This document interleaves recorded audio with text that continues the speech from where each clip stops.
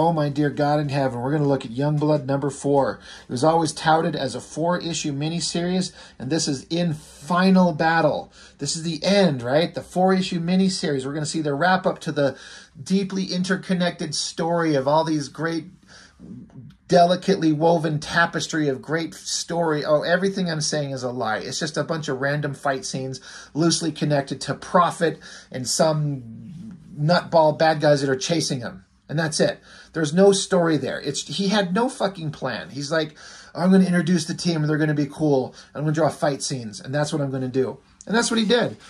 I spent some time with my last review kind of comparing covers, how Liefeld's got an inker now on this type of stuff, and his shit just looks terrible. Everything that Liefeld can't do just gets enhanced by someone else inking it.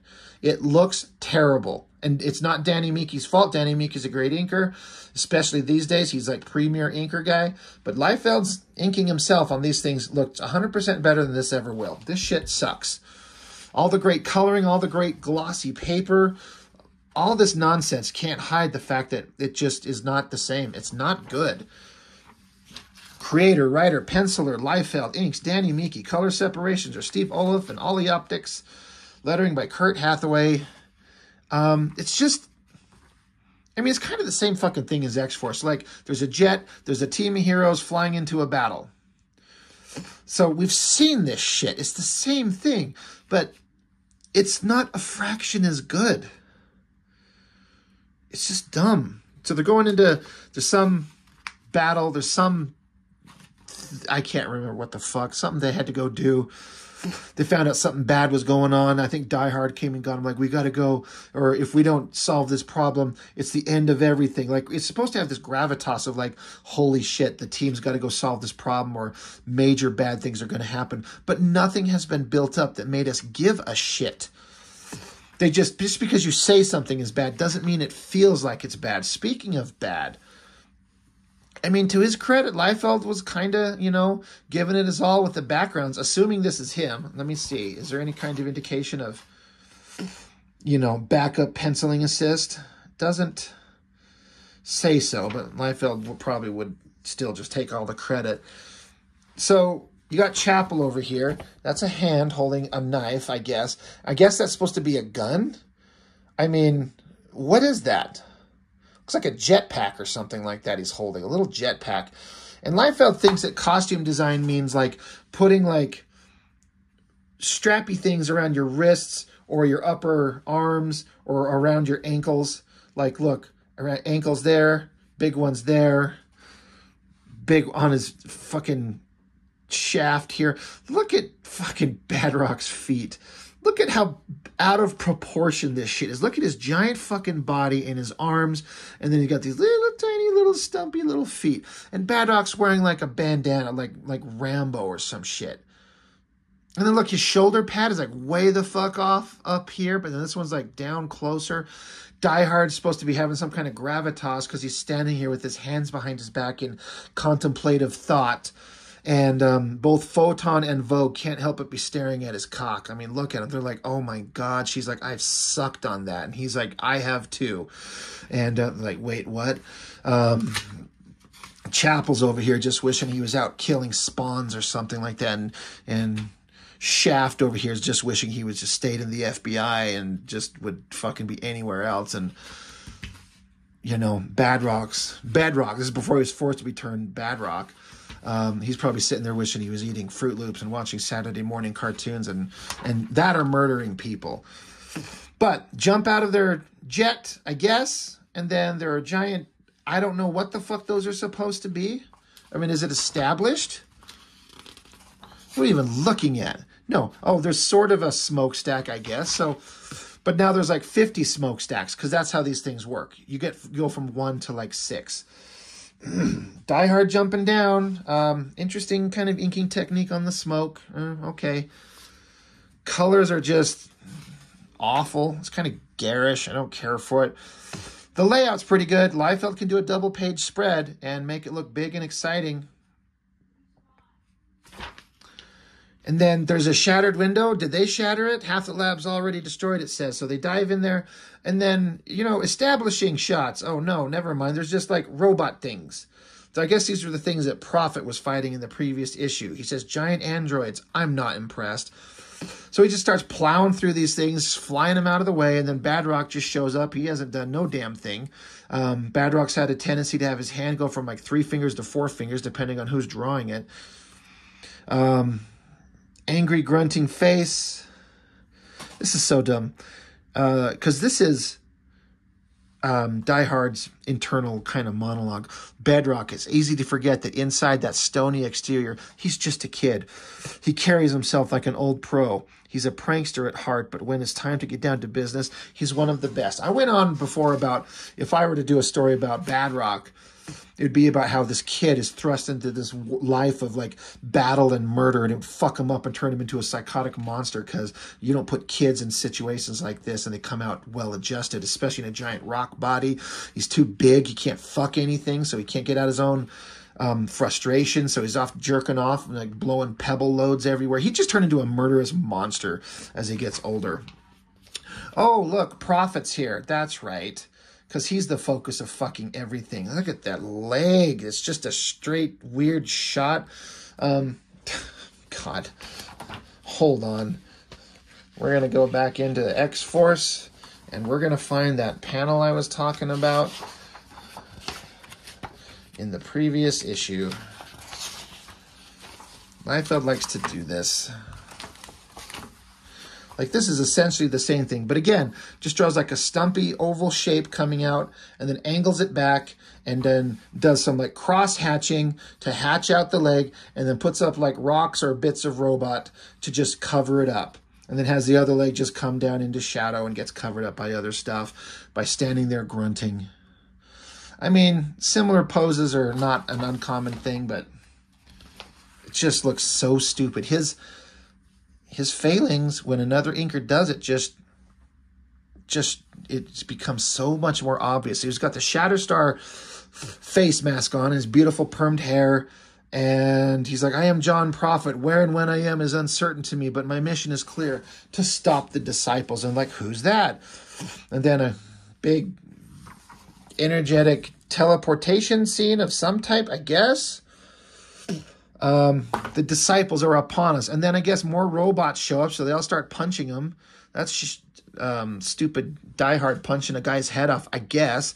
Got to have a big close-up of a big screamy face. Oh, wait, that looks familiar. Where did I just see that?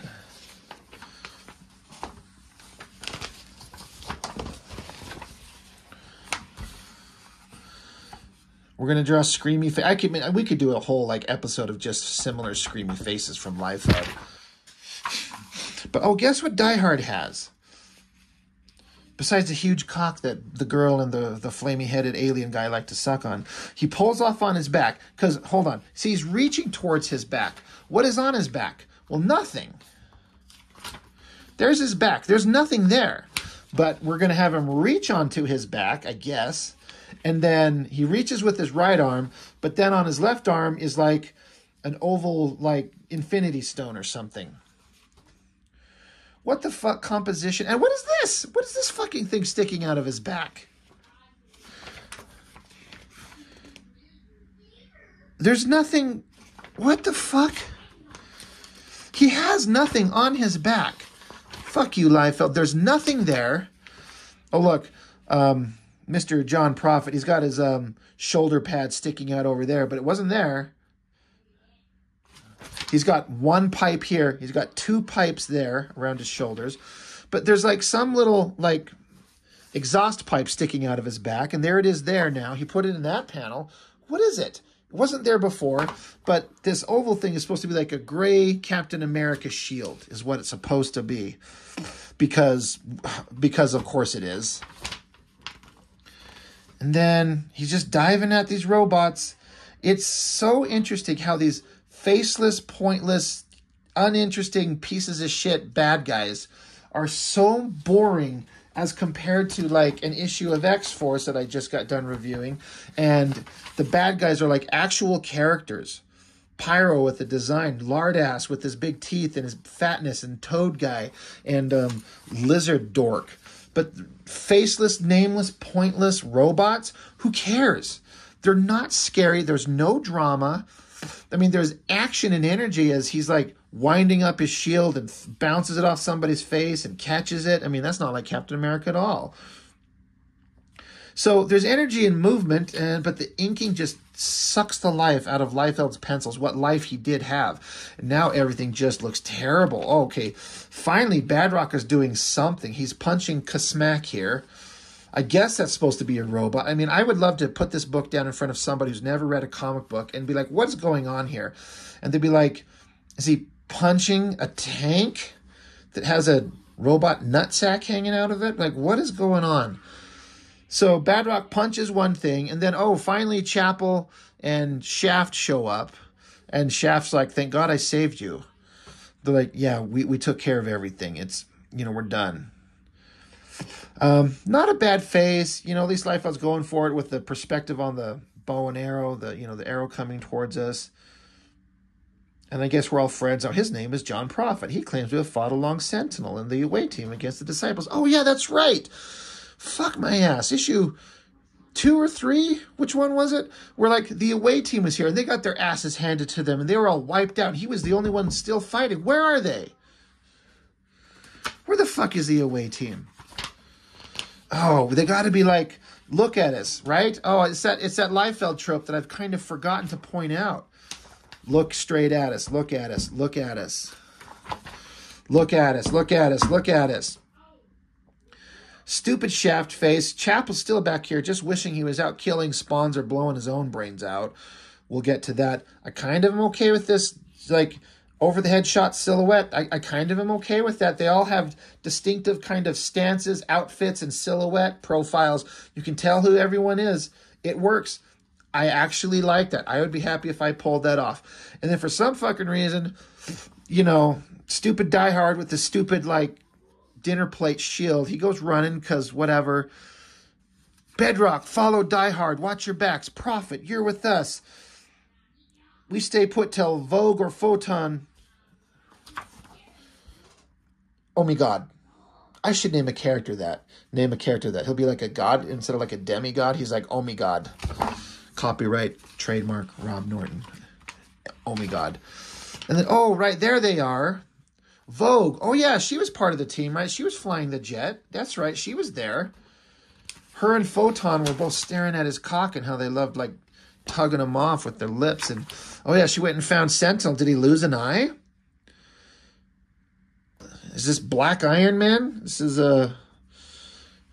Robert Downey Jr. in Tropic Thunder.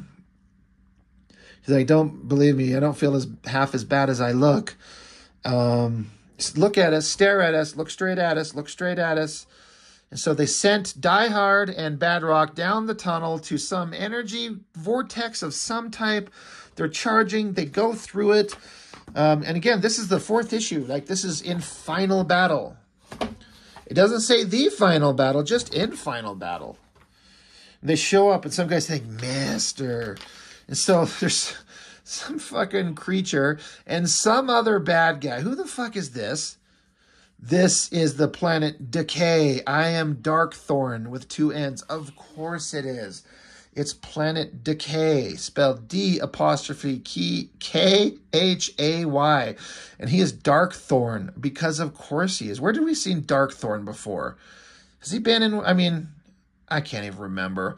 Pointless, nameless, stupid, uninteresting, retarded ass dumb bad guy that has no backstory, but we're supposed to be scared or intimidated because he's just a big bad guy there. There's no history. There's no buildup. There's nothing to this. These are like the most pointless comics.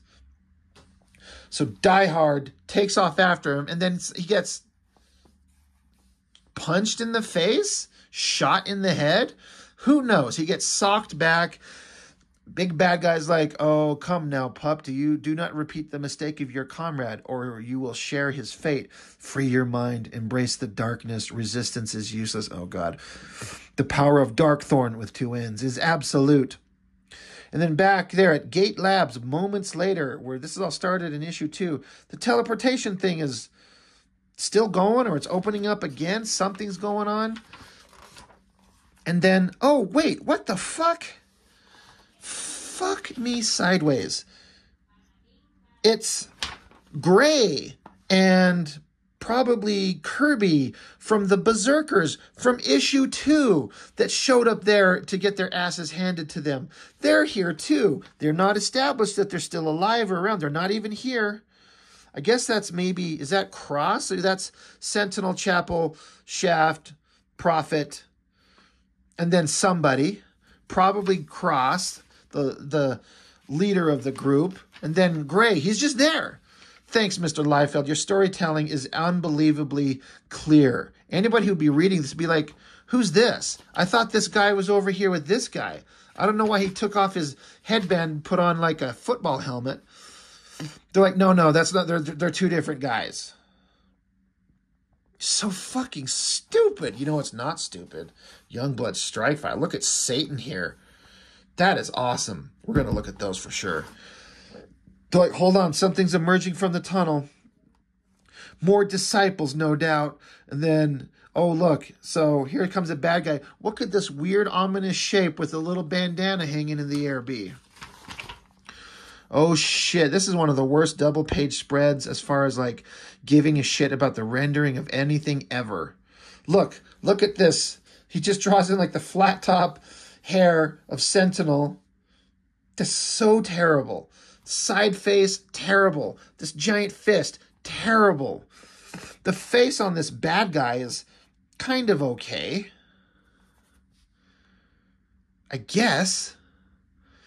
But now Badrock is under control of Darkthorn with 2 N's. And wait, what? To be concluded in Brigade number 4. Man, fuck your mama, Mr. Rob Liefeld. What in the fuck? You couldn't even complete the story in your own 4-issue miniseries? It's supposed to be a 4-issue miniseries, and you don't even finish the story? It just stops? What the fuck is going on? Oh my god. Oh yeah. There's a bunch of letters pages where they blow the ever-loving shit out of Liefeld because he's so good. Which, that's fine. Y'all love him. Real life guy cosplaying Chapel. Oh shit. Something of worth. Something of value. Artist and writer Dale Keown. I believe the introduction of Pitt. Now, Pitt, the character, is way more interesting than the like alien world and characters that are, you know, he comes from. So this stuff is not as super interesting. But the aliens are trying to track down, you know, this guy who was chained up and he's gone. And this soldier, he's like, you let him get away. And he knows he fucked up. So the storytelling here is awesome. The guy who lost the prisoner pulls out his gun, puts the gun to his head, and then the sound effect of the laser gun blowing his own brains off translates kaboom into like the train traveling through the city. Interesting transition there. You got the old man and the little kid, and there's gangs on the train here. They're messing with the girl, and they're like, sit down, bitch. And they're like, yeah, bitch, sit down. And she's going to make, don't fuck with the babysitter. I just watched that movie, if you know what I'm talking about. If you know, you know. But then the thugs are beating up on somebody, and the little kid pulls out his hockey stick and busts a gang member over the head. And it's lucky because gang member is going to stab him to death. But then there's an energy burst, and they're like, what the fuck? Boom. Pitt, big, muscly, noseless guy, shows up, naked, bare ass everywhere. His fingers form into claws, and you're like, oh my Jesus Lord. Look at this right here, and compare this to anything that's in here. Is it like, it's not even close. This is so much better. I mean, Jay Lee's awesome. But all this shit compared to that, holy crap, is that good. I always loved like this forearm coming down the way, this hand. You see like the tendons and the tension as he's got his hand flexed. Looks great. So good. And then I like this shot. These individual panels are like Pitt facing off against these guys. And what gang members would take on giant clawed muscle monster in a train? Like, I would get the hell out of there. Always love that shot right there. Hell, even the muscular anatomy. Like, oh, Mr. Liefeld, you don't even know anything about that. But then, after beating up the gang members, the Pit monster hands back the broken hockey stick to the kid. And then they're like, holy Lord, what the hell was that? And then there is Pitt climbing a wall. Again, a great hand.